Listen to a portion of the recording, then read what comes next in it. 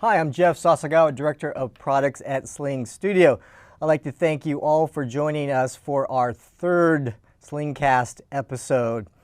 As usual, I'd like to welcome those that are new to SlingStudio, as well as folks that have seen our episodes before. And those that have seen the previous episode, you might have noticed that this studio set is a little bit different from last time. It is actually different. Thanks to our gracious partners, Adobe, we are live streaming from their beautiful San Francisco studio today. Of course, streaming live with SlingStudio. A lot has been happening since our last episode. We've been listening to customers, visiting folks. We've been traveling around the U.S. for the past few months, attending different shows, participating at some of the exhibits. We were at, for example, in Chicago, we were at the ISTE, the Technology Educators Conference. We were down in San Diego at the ATD Training and Development Conference, at Infocom. We were also at Video Maker's latest workshop, as well as we participated with Postmodern Jukebox at their billionth view party. So that was special. They've been using our product, SlingStudio, for the past year, really changing the way live music is streamed. So a lot of things have been happening. So let's get into the show here. We have a lot to talk about today. A few housekeeping items first. I'm going to encourage you once again to give us feedback at the end of the show. So don't forget to do that. We love your feedback in terms of how we can improve our SlingCast episode, as well as don't forget to go to our website where we have a wealth of information, knowledge-based articles, we have video tutorials, we have customer videos, a lot of information on some of these new features. So let's jump into the agenda. First up, I'm going to talk about a product overview platform. You know, for those that are new to SlingStudio, I know many of you that have seen our previous episodes have seen this before, so appreciate your patience. And then after the product platform overview, we have a guest speaker as usual, but we have a very special guest speaker because today's theme is about post-production editing. We have Dave Helmly, who is the in charge of field operations at Adobe for their Pro Video, for the US, the East region. So we're very excited and we feel very privileged to have Dave. He's going to give a workshop, a mini workshop on the integration of SlingStudio and the Adobe Premiere Pro. So excited about that. And then following the workshop, we have Pratik Bansal come out again and give us a sneak preview of some of the new features we're going to have for upcoming release. And you know, when I look at the features we're going to be releasing, it's just an incredible lineup. So we'll give you a sneak peek on a few of them, but I must say this upcoming release is probably going to be the biggest release we've had since our launch. So stay tuned for that. And then shortly after that, we'll talk about a special offer that we will provide to you folks viewing as well as others. And it's, you know, for those that are interested in Adobe's products, you'll definitely want to stay tuned until that point, and we'll talk about that special offer. And as usual, we will have the Q&A session because we know there's been a lot of questions that have been posted as well on this show, as well as for the past few months on our Facebook side, as well as with us chatting with you. So we'll end up with the Q&A. So let's get it started. Why don't we talk about the SlingStudio platform? So the SlingStudio platform is, as we've said before, is really the industry first wireless and portable studio production unit that fits in a backpack. We literally have a backpack. And as you can see on the screen here, we have the SlingStudio Hub, which is in the middle. It's attached to the optional battery pack. Once you attach that battery pack, you don't need power. It can run by itself without any external power and be able to be that switcher, be able to be the recorder, the monitoring system, the audio mixer, and several other features, and allows you to connect that automatically to up to 10 different cameras, up to 10 cameras. And these cameras can be your regular camcorder, they can be your DSLR, your professional camcorder, an action cam, of virtually any camera can be connected to SlingStudio wirelessly. And not only wirelessly, you can take each camera and take it 300 feet away from this hub, which really is enabled by this camera link. And the camera link you attach to your camera and allows you to place it, if you're covering a baseball game, you can place it in center field over 300 feet away.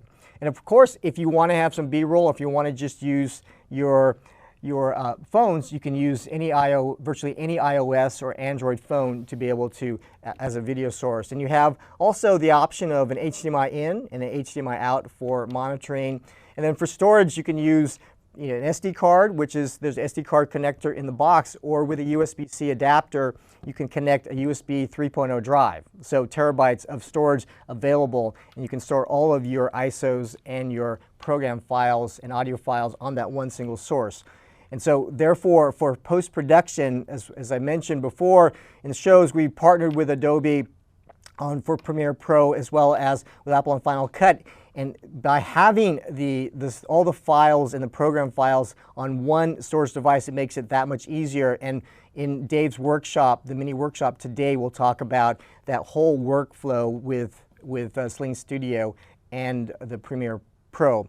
And of course, you can live stream. You can live stream with our product. You can live stream natively in the app with Facebook, with YouTube, and because we have the custom RTMP option, you're allowed to stream to virtually any service, and there are plenty of other services that allow you to stream simultaneously to more than one service. So that's the platform, that's the overview. Why don't we, next up, as I mentioned, we have our guest speaker, our special guest speaker, Dave Helmly. Before I ask Dave to come up, I want to talk about a little video shoot we did, because in order to do some post-production editing, we need some video footage. So Dave had this great idea to go out, since we're in San Francisco, to go out in town and take a little trek, a little hike out to the ballpark. And so because SlingStudio is portable and wireless, we just grabbed our equipment and we walked from the Adobe offices. So why don't we go ahead and roll that, Amir, just show a little video clip of us, the crew, Dave and myself and the crew. We walked out from the offices out to the park and actually out to McCovey Cove. It took us a few minutes to set up around the stadium, and as you can see, it was just, there's Dave setting up SlingStudio, and I was setting up a camera, the crew was setting up some other cameras. We had 3 cameras, and we just shot some footage. It was just a bluebird day, just a beautiful day out in San Francisco. So welcome, Dave. Thanks for joining us and being our special guest today. Hey, great to be here. Thanks. We've been talking about this workshop for quite a while now. It's great to finally be here and sharing what your engineers have been working on. We had a great time also going out to McCovey Cove. We had, like, I think 3 cameras. We had Panasonic UX 200s and 90s. Yeah, and very nice 4K cameras. And so that was a lot of fun. And if you could, why don't you, because some of the audience, may not be aware of your background. I mean, you are, to those that are familiar with Adobe, you're known as Adobe Dave, yeah. And you are the expert for Premiere Pro as well as other products. So maybe you can give a little insights. Sure. We have a field team around the globe, and they're specialists in each region. I've been at Adobe, almost 23 years now. Wow. And always really dabbling in Premiere Pro, and probably the last 20 or so, I've been really hardcore Premiere Pro, After Effects, and all the pro video products, and it's been an exciting ride. So we've launched so many products. I know every good thing. I know every quirk, for good or bad. It's been a really interesting ride, and one of my most favorite things to do is to work with partners to talk about workflow. Because with awesome products, I remember the first time I saw SlingStudio, you guys invited me up to the suite at CES, and I was like, wow, this is amazing. I know one thing that would make it really, really cool for our users, and you guys delivered, and that's what we're going to show today. Exactly, and yes, we have been talking about this for a while, because that was over a year ago, I recall. And you know, as you mentioned, we have two sets of customers. I would say, if you want to put them in two different groups, we have customers that, you know, that do streaming, they do 1080p, 720, they do recording, they do a little post-production, and they're a little bit more of a novices. And so that's one group that we'll show some demo. As well as the second, the more savvy group that really wants to have something higher resolution, better quality, 4K, and that's really that group that we'll talk about for the native recordings. Absolutely. So why don't you tell us a little bit about what you're going to show for this little workshop? Sure. So if you switch over to my laptop here, you'll see that I have a SlingCast folder that we've set up. And if I just drill down a little bit, and I'm going to zoom in just to make it a little easier to see, it's probably the same way that anybody would go in and organize a folder. These names are actually coming from the camera packs that we have here on each of the devices. So we've got 125, 179, and one called wide. We also took the time to create some graphics in our assets folders, and we've got some lower thirds. And again, this is all part of the SlingStudio environment where you can actually add graphics while you're out in the field and do all sorts of things. So that's in our asset folder there. And then from here, we're just going to tell Premiere where these assets are, and then we're going to just dive right in. Because one of the things you have to deal with is just setting up your timeline. There's so much to do prep-wise beforehand, and this is really the magic in what you guys delivered. And I will say, for those of you that have had SlingStudio for a while, if you're not doing this, you're only getting a part of the story. I mean, it's free, it's available, we're going to show you how to get it, and again, it's going to take your organization to the next level, and yeah, it's pretty exciting to share this today. All right, well, let's jump into it. All right, so I'm going to start with just, let me just jump into Premiere Pro, and I'm running the current 12.1 release, CC 2018. And I'll just start out with a new project, just so we can start with a blank slate. And I should say, we were using footage that we did yesterday in San Francisco. Footage, it was 1080p shot with SlingStudio, right? Correct. And then you also recorded native. Okay. Recorded native, exactly. Perfect. So I'll start with just a new project, and I'll just call it test. And get that in. So, you know, Premiere shows up exactly like you would expect it to. Now, an area in Premiere that you might not be familiar with is our extensions area, which is going to be under the window menu. So I'm going to pop over to the Windows menu, go down to extensions, and let me just zoom in here for you. You can see I've got a number of them. I like Magic Bullet. I use it a lot. They've got an extension. You see the SlingStudio one there. There's another one, Transcriptive. Vimeo's written one. So let's talk a little bit about what those are. I'm just going to show you a really neat one that I show a lot, which really kind of explains what extensions are. So this one is written by a company called Digital Anarchy, and it's called Transcriptive. This is going to do transcription for your timeline. Would be a perfect mate for your SlingStudio workflow. Absolutely. If you need to do closed captioning, open captioning, subtitles, or just you want to write a script. So this actually uses a speech engine setup, and it uses IBM Watson or Speechmatic, so you log in, and it's automatically going to read the audio, send it up to the cloud, and then in 8 minutes per hour, so for an hour video, we'll come back in 8 minutes, so 6 cents a minute. It's pretty incredible that this is, you know, an outreach that this company, Digital Anarchy, has done, and it's enhanced Premiere to the next level, especially if you need this sort of thing. So let's take a look at what Sling has done. So when I go over here, you'll see SlingStudio comes up, and I can import a project and I can sync a project.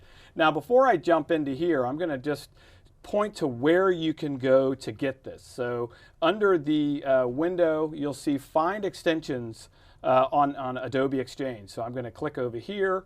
This is going to take me to this area here, and I'm just going to arrow down a little bit, and you start to see a bunch of cool freebies that are there. These things do all sorts of things, so you definitely want to use this to extend your workflow. You're just going to go in and type the word Sling, and magically you'll see SlingStudio just appear. So all I did was to go ahead and install that, and I will say the value add here is right here. This is included with your SlingStudio. So again, if you're not doing this, you're not getting the full picture. The other thing that's great to point out is that this is also automatically updated. So whenever the Sling engineers make an update, and this is really just doing some fancy scripting in the background and putting things together, as you'll see, as we change the program, they're going to update it. As you guys make requests of Sling to say, hey, it'd be neat if it could do this, this, and this, you'll get a Creative Cloud icon, dot that'll pop up, and you'll click on it. It'll say there's an update to SlingStudio, so right. You'll know without having to constantly go back in and check and keep these plugins. And you can also download it from my slingstudio.com as well. So there's two different places to get that. All right, so enough setup. Let's just jump right in. So I'm going to go ahead, now that I've got a blank project, I'm going to select a project, which is on my desktop, just as I showed you, and I'm going to zoom in a little bit. And I've got a post-production folder that I put together, and I'm going to just click on that folder there. That's sort of my hierarchy and has all my material in it. And I'm going to go ahead and select that. It's automatically going to look for highlights and tags and all these different things that we were doing out in the field, because we did a lot of different things yesterday, Jeff. So I'm going to click OK. It's going to check fonts and do all the kind of magic that you would expect it to. Now it's just going to start to analyze what's in there. There's actually an XML file that it's analyzing. And we also had a video, a graphics and video that we had loaded up on Sling yesterday. So I'm going to go ahead and tell it where that video was, because we had some, like a B-roll video. So that's going to be in my assets. And I see it right here, so I'm going to say that's the video. So with that, it'll find all the other stuff. The other thing that they've recently added is they've added this ability to use the Adobe Essential Graphics. So right now it's going in and it's checking in all those essential graphics, because we actually had a scoreboard yesterday where you guys were modifying the score on the Sling by hand, writing it in there. So what they've done is there was a request to say, could you make this work with the motion graphics templates, the essential graphics panel? And they just checked that one in. So there's about 18 of those. So as soon as that's done, it'll say successfully imported. And for those that may not be familiar with all the features for SlingStudio, like you mentioned, we support the graphic imports and video imports and the tagging, and right. So with that you can move those over, as you said, into the Premiere Pro. Exactly. So let's just look at what happened here. I'm gonna zoom in down here in my program, and you see that it's automatically brought in folders, with the names, with the camera assets in them, preview output, the replays that you had set up, so some really cool things. So all the magic that you guys are already doing with SlingStudio, this organizes so you don't have to do that. I mean, that's got to be, probably takes you, 4 hours for a 1 hour worth of video, a 4-to-1, or for me, it would save me, a minimum of an hour's organization on any production that I do, and probably more than that. So let's take a look at what's going on the timeline. I'm going to hit the slash key here, and I'm just going to hit the tilde key to zoom out. Now, if you look at this, there is a lot going on there. So this always impresses me, because when I look at this, it's added so many layers of video here. We've got 20 layers of video with all sorts of things. It's all organized for me. If I come over here and I just kind of zoom in a little bit and bring this in, I can already start to see what was happening here. So the orange area that you see here, that's actually what we were switching back and forth. So it's like a constant program feed. So I know that's my output. So that's kind of like what you're used to doing on SlingStudio already. That's just kind of like, that's what I finished. But what happens when I want to go in and make a change? Right. So what Sling has done is, you'll notice down here, we've got some of these video layers are, say, bright blue and dark blue. The dark blue areas are actually not enabled. So what you guys had done is you said, look, we're going to go ahead and sort of deactivate that video, make it inactive. So that's why it's showing dark, because we switched to this camera, then we jumped to this camera, we went to the wide shot, camera 79, then back to the wide. You can even see here, if I zoom in a little bit, you've got transitions. All of those things get mapped perfectly to the timeline. So if I zoom back out again, there's the timeline already assembled and ready to go. And at any time, you can come in here and say, well, I need to make this track active, so I could use my razor blades and do all the kind of editing that you guys already know. Just right mouse click on it, and then come in here and click Enable. And when I click Enable, that'll turn bright blue. Right. Go to another track if there's one above it, make it inactive, uncheck it. And that's a really great way to edit. So you've kind of set up your own mock multi-camera environment. Now, when I look at this, I have to tell you, this is almost like having an artboard when you're working in Adobe Illustrator, where I have everything that I'm working on all around that I can just pull things and do what I need to. I can use this for copying and pasting, moving things around. It's really neat. Now, a tip that I'll give you that I normally do, and I've been using Sling for a little over a year now, is I go in and I actually start renaming some of these tracks. And I'm going to show you that in just a minute. With some ones that I had already done. But the big question is going to be, okay, Dave, this is great. What about native video? How do we get to native 4K? Right. We get questions from our customers constantly about, okay, I love the fact that you can stream with SlingStudio, but I want to have the 4K or the higher res content, the native, and be able to shoot that with my cameras, and then take SlingStudio, the proxy, and to be able to take advantage of what you've done live, so that you can kind of kill two birds with one stone. So let's show you how to do that. So I'm going to jump out of this project here. I'll start a new blank project, and I'll just call it Test Native. And I'm not going to sync all the cameras. I'm just going to sync one of the cameras here. And I'm going to click on Extensions again. I'm going to bring up SlingStudio.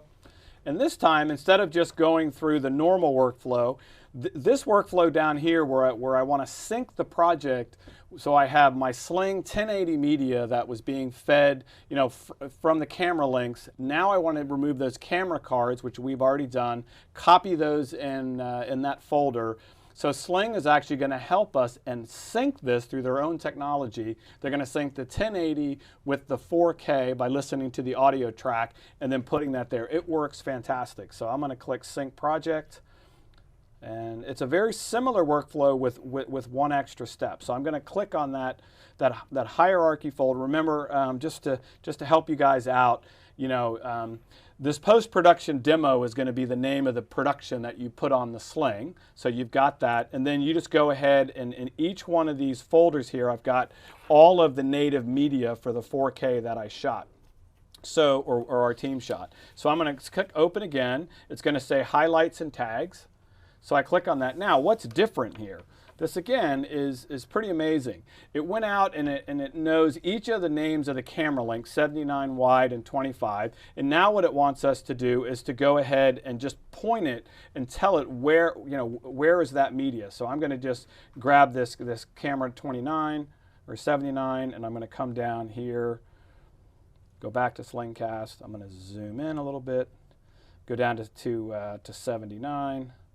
I'm going to click on the folder where I know the MP4 files are in this particular case, these 4K files, and I'm just going to click Open and sync and import. And I would just do that for the other two, but just to save some time. Next step is going to be just tell Sling how you shot this 4K video. So we shot this, I believe, at 30 yesterday, so we're going to come over here and say 4K at 30.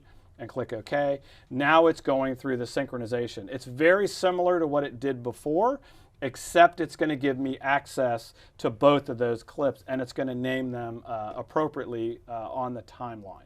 And this is where, when it comes up again, I'll explore a little bit more about what's going on. So again, we're going to sync that graphic again, or this video, which we had as a B-roll out in the field. And now it's going to go in and go ahead and sync up some of those motion graphic template text fields that are there. So we'll let it go ahead and go through that. But pretty cool, Jeff. What do you think?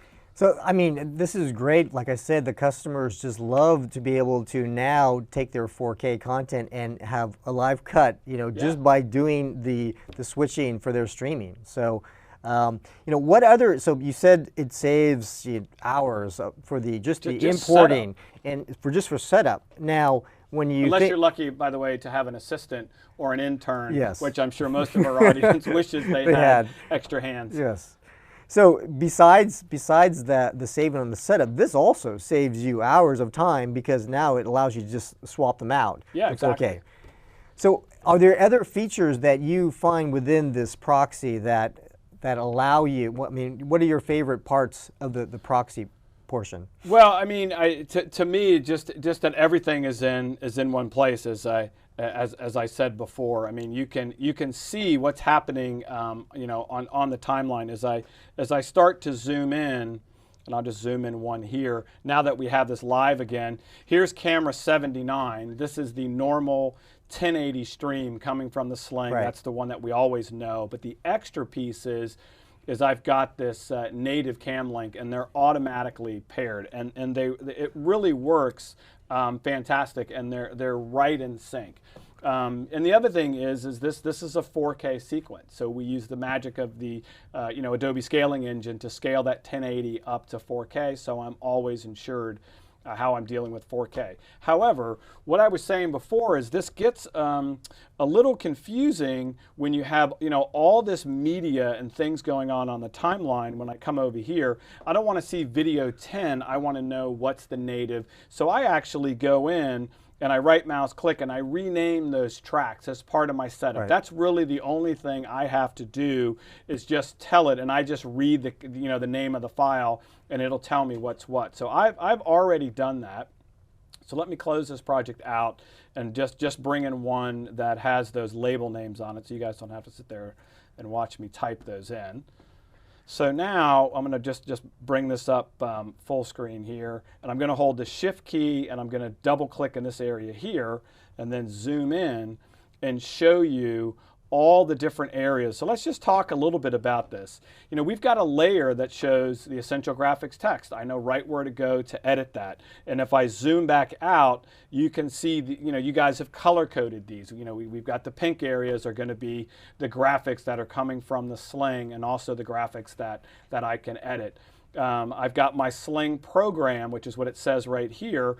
That's this bright orange area, and if I look down at the bottom down here, I can see the audio that's been paired with that. So what this now allows me to do is to really take a closer look at what's happening here. So as I zoom in, and I just come over here, and I'll start to see camera 25 is not active. Remember when I said you can go in and enable that? So I can click enable. That's how I can turn that back on. So I can actually change that edit. So there's going to be 6 total video tracks that have to do with the video that we shot. You've also got some pretty cool things where you've gone in and said, look, if I'm dealing with a multicam, I want to see all 4 cameras at one time, or in this case, we've only got 3.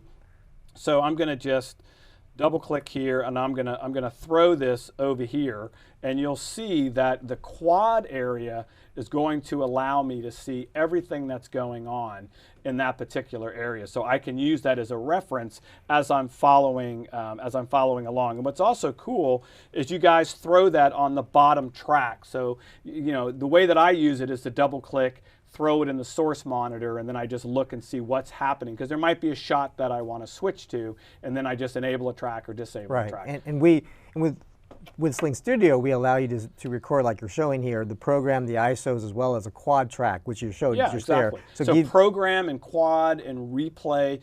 Just as I said, your entire canvas, your entire world that we shot yesterday near the ballpark is right here. We're not missing anything. So I think the magic in the setup is, let me just throw everything on the timeline and just look at it. You've done this work. This is fantastic for just, you know, taking a look at your project and just saying, I just need to see what happened yesterday. Right. It's fantastic. I mean, it really does save an enormous amount of time. I mean, I could be more excited by how you guys did this. And there's so many little hidden gems here that when you come over and you start looking at you know, the extra work that's here, you'll also notice you've got markers here that you guys have added.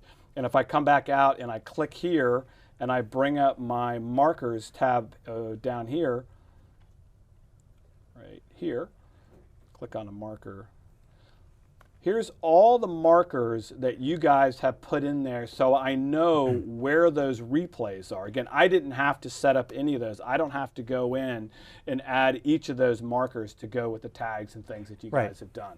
Again, there's just so much information that you guys have thrown in there. And I think it's important for the audience to know, as you start to use this, and I really want to encourage you to use this, start getting your wish list back to Sling and say, wow, I could really use this feature or that feature. Because I'm sure there's things that we haven't thought of that would be very useful. We do have a long list of features for not only the console, but for also the plugins. And you were also mentioning on the audio side, because we also, when you bring in the native, you also have access to the individual audio, so you can be able to edit. Exactly. Yeah. So so down here, there's all those audio tracks, and they're matched and paired, with their 1080 and their 4K. Now, you've been noticing I've been using the word 1080 and not the word proxy. Right. But for people that are used to proxy editing, just think of the 1080 that came from the Sling as your working proxy. Right. It's very, very easy to do that. So I just think the way that we organize these things are pretty amazing. So one of the things I thought would be interesting to talk about is, you've got this scoreboard feature that's on there, and you see that we've got 0 and 2. I guess the Giants were down a little. Maybe we should turn that around. Yeah. And if I go over to the Essential Graphics panel and I switch that mode over, and I go to Edit down here, I can come in and I can see right down here that here's the score. So in this particular clip, it looks like the Giants were up 2 points. The Cubs had 4. I can just click on that layer, grab my text tool, come right in here, and then modify that score right at that particular point in time, which I think is pretty cool, because there are times in sports where maybe you didn't get something right and someone's going to say, yes, fix it in post. Exactly. Fix it. So you can modify the score. So I think that's a great example of a user asking, hey, is there a way that we can get in and edit the text that, by the way, wasn't created here? It was created on the Sling and the iPad, which I think is pretty amazing. And I think one of the I know we're getting on time. One of the things we should mention here is the tagging that's in here. We can create highlight reels right here inside Premiere Pro and modify those. All of these tags were set up in Sling on the iPad, and you'll notice we have the 1080 tag and the native tag. All I have to do to really get this workflow going is I just come in here and I just turn on or turn off the eyeballs that are here. And this also works when I go to export. Just turn off those 3 1080 layers, your program and your quad, and when you export, you're exporting the native 4K resolution. It's it couldn't be easier. Well, great. Well, thanks for showing us a little glimpse of Premiere Pro and how SlingStudio extensions work with that. Very insightful, and so thank you. And we'll have you come back after the at the Q&A. Yep. But for now, as we talked about, we're going to have a sneak peek at some new features for our next release. So I'm going to ask Pratik Bansal, the lead product for SlingStudio, to come up, and he's going to show you a few demos. Dave and myself, we're actually going to be part of the demo. We're just going to be props, so you'll see us on the couch here. But I'll ask Dave, Pratik to come up, and we'll go move over to the couches. Thanks, Pratik. Okay. Thanks, Jeff. Hello, guys. Hope you are having a good day today. So thanks for joining SlingCast today. So we have really a big release coming up. Where we are going to be announcing a number of features. What I'm going to show you today, a sneak preview of a couple of those features, and hoping you like it. So the first feature I'm going to talk about is auto switching. And so for that, thanks Jeff and Dave to be part of this setup. So we have, right now, I have a SlingStudio unit. with me, which is running, and I have an iPad console with 3 cameras connected using the iPhone. So I have 3 cameras, and each camera today is focused on different speaker, as you can see. So one is on Dave, one is on Jeff, and one on myself.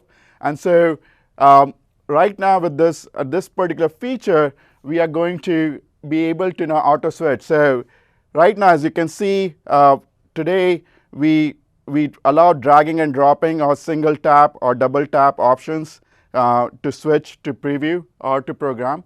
Now, if there are scenarios where if the talent and the director is the same, so if you are, for example, blogging a guitar lesson, right, and or a drum lesson, and you are the talent and you are the director, you can put it on auto switch and be able to do a full production using this feature. If you the scenario, if you are going into a production event where you are the cameraman, you are doing audio mixing, you are doing directing, and there are times when you need to go and do things like be a cameraman at times, and so at that point you can put it on auto switching. Or scenarios where you might be able to you have an event where there's not a lot of action, and so you can, and you want to take a break, you can put it on auto switching. So the simple so this over here, if you go back to the iPad console app, you can see there's now we have an auto button over here, and what this auto button is going to do is put the unit into an auto switch mode. And you can see over here then it is going and switching switching to different camera views.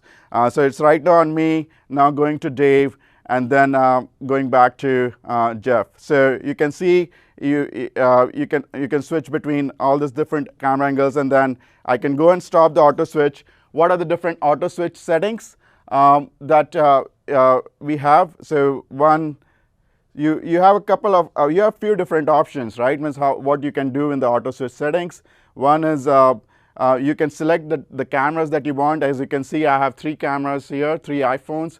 I can have up to 4 different sources as part of the auto switch. I can set up the duration. I can set up the right now, as you can see, I have 5 seconds, 3 seconds, and 4 seconds set up. I can switch out the switching order, so you can have a sequential or a random. Or also you can also select a main camera. So if there's a main camera, like a wide angle shot that you want to go more often to, you can just give it a more weightage during the auto switch. So this is the auto switch feature. Again, a lot of you have asked about it, and hope this helps you simplify the workflow. The second feature now we are going to talk about is it has been requested quite a lot, and this is the motion graphic overlays, right? So so think about, you can now bring in a motion graphic video as an imported video clip, or you can bring it from your laptop input, either connected through a direct HDMI port or camera link, and then bring it as a source in it. So for example, right now I have an imported clip. You can see I can go ahead and now overlay it on top of my program video. So you can see there's a background video of Dave, and then now I'm put in a motion graphic overlay right there.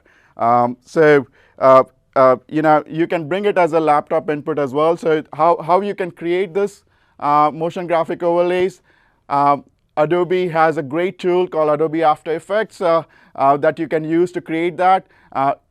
We just went to the Adobe Premiere Pro mini workshop, and so you can go ahead and use the motion graphic templates available within the Adobe Premiere Pro as well to create this. So the thing is with how you bring it in over here is you can go ahead, and there's a chroma key settings that we have now over here. So this is really the motion graphic overlays. The way you bring it in is through a chroma.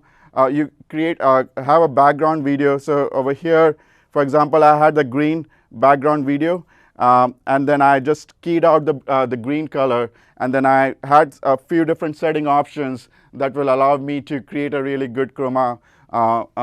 Key out the green color over here, and be able to use that as a motion graphic overlay.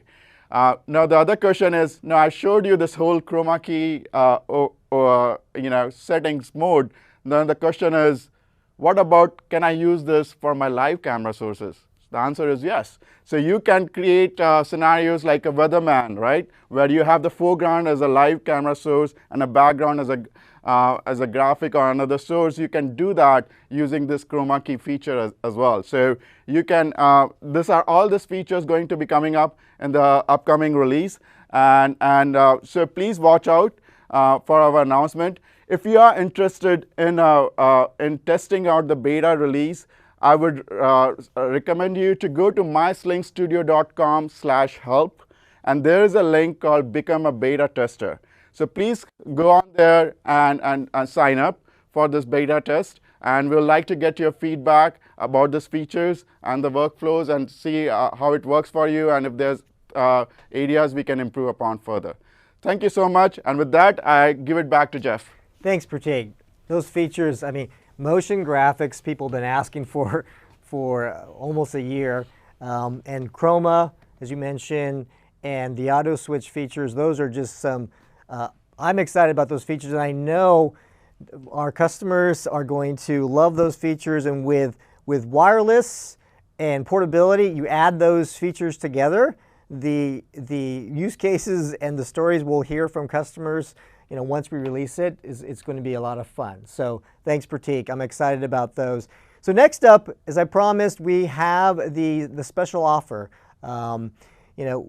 Many of you have been using Adobe, but some folks may not have been using Premiere Pro. So because of what Dave showed you, the value of combining SlingStudio and Premiere Pro together, the value using them together, we wanted to work together with Adobe and offer those that have not had a chance to use Premiere Pro with this new offer for today.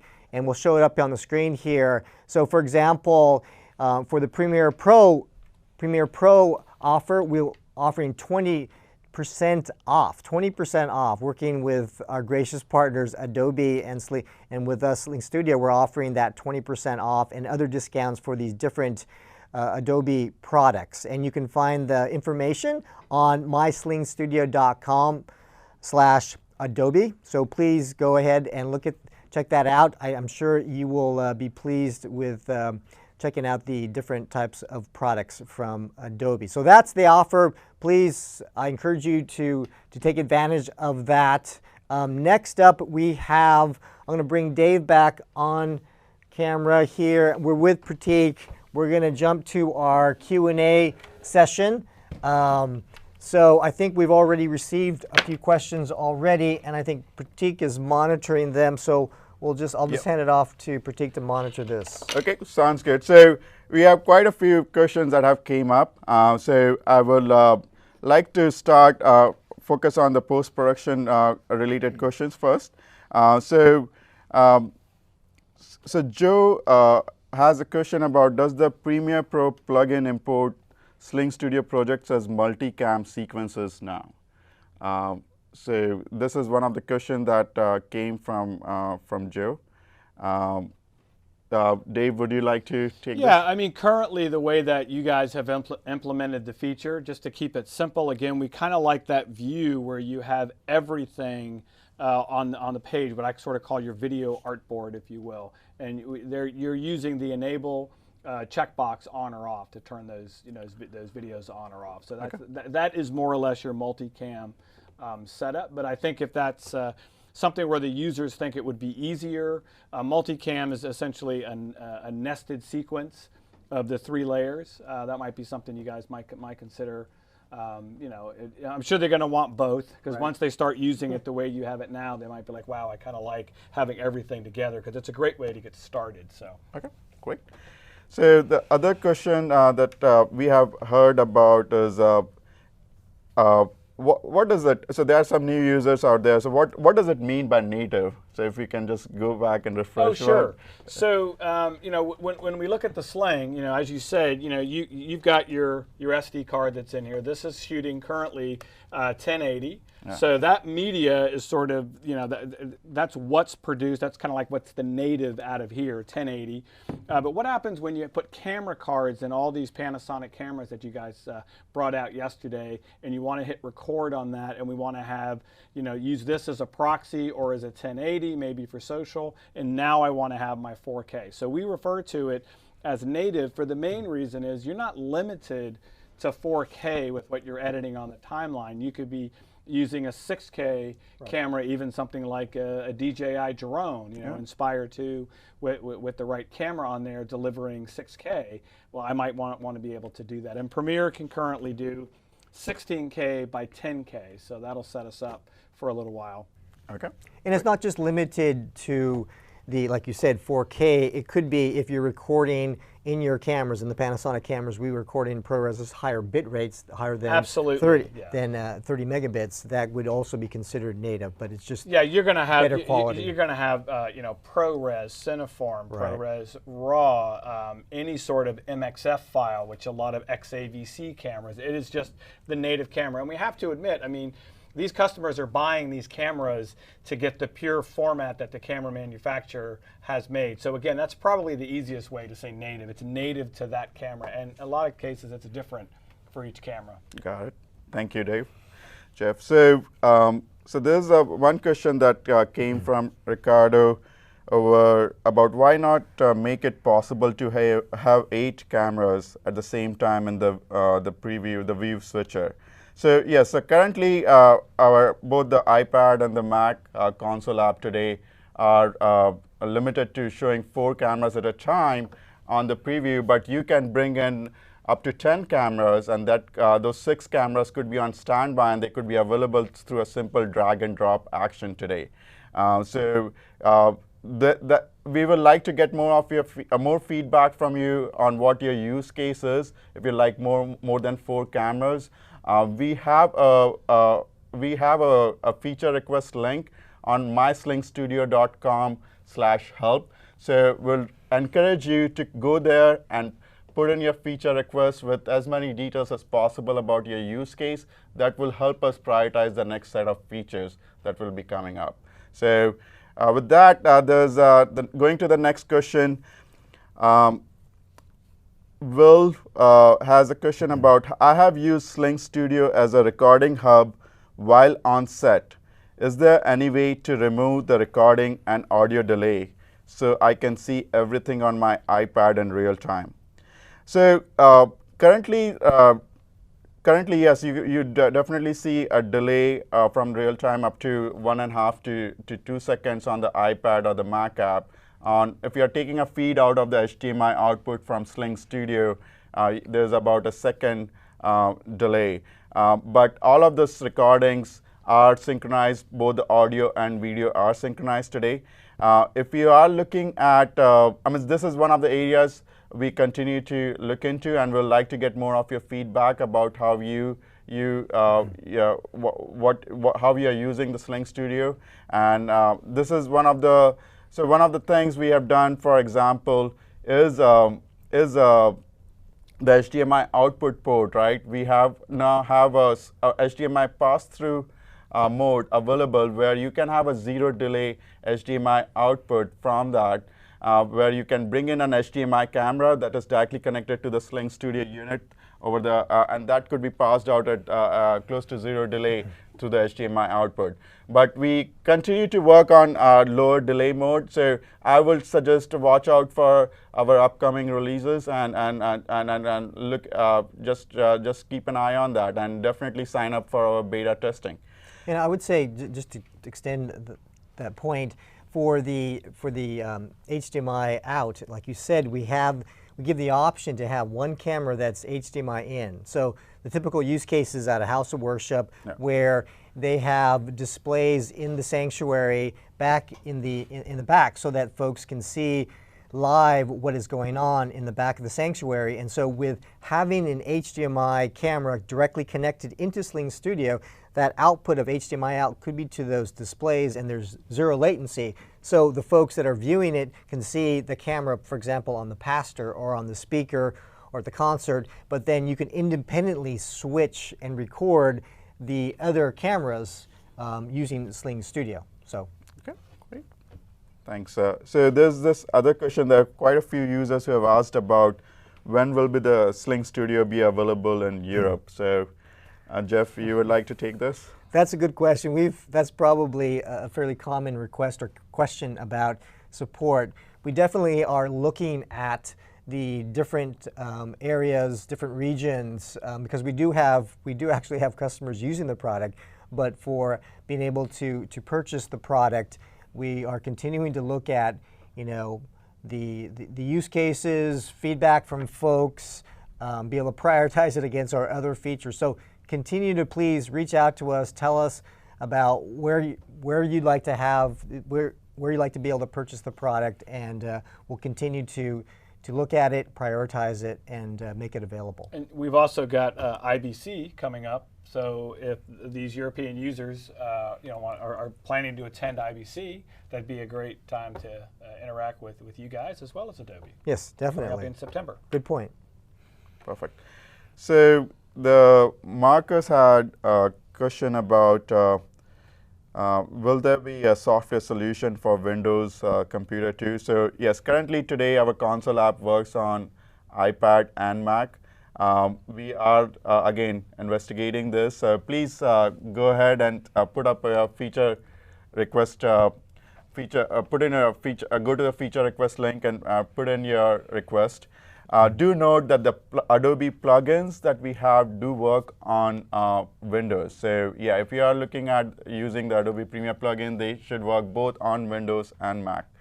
In addition, one thing I also want to highlight is a lot of users have asked about what type of iPad you can use, right? So do note that you can use one of the lowest cost iPad out there, like $350 or higher, using this console. You don't need the pro version of the iPad to run our console app today. So all of the processing really happens on the SlingStudio hub, and so iPad or the Mac is just acting as a controller, and so that allows us to run on pretty much any type of iPad today, the newer versions of the iPad.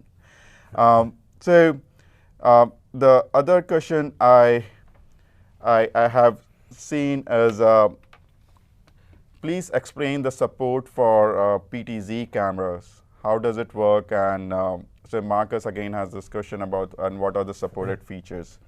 So again, I would suggest to go to myslingstudio.com/compatible cameras page to look at our list of compatible cameras. So the key thing with our setup is you need to have an HDMI output on those cameras. So if the PTZ camera has an HDMI or SDMI for that matter, for SDI you need to have an SDI to HDMI adapter, but you can go and plug those HDMI cameras into directly to SlingStudio, or use the camera links, the SlingStudio camera link unit, to wirelessly connect to that system. Now currently the PTZ piece, the pan, tilt, and zoom, that cannot be done on the console today. So again, you will need the separate controller what you use today for the PTZs. But again, we'd like to get your feedback on what PTZ cameras are you using, what type of controls you like, and again, suggest you to put down those details and the use case through our feature request link. One question, Dave, I think this was commonly asked, was what about the assets, right? Do they conform to the native resolution as well when you do the proxy? Yeah, you have the original asset that's there, but really you have, that asset gets overlaid, burned in, if you will, on the program portion, as well as you have the original. And the thing to point out again is we were able, almost like hot zones, to get in there and modify the text. So you're able to set that up in the field and say, I need a text field here. That will then correlate back to the Essential Graphics panel what we would call a motion graphics template for you to go in and modify that. So that would be at the native resolution. Okay, great. So the other question I have is Mr. Rico, he asked about when will we be able to import our own custom motion graphics.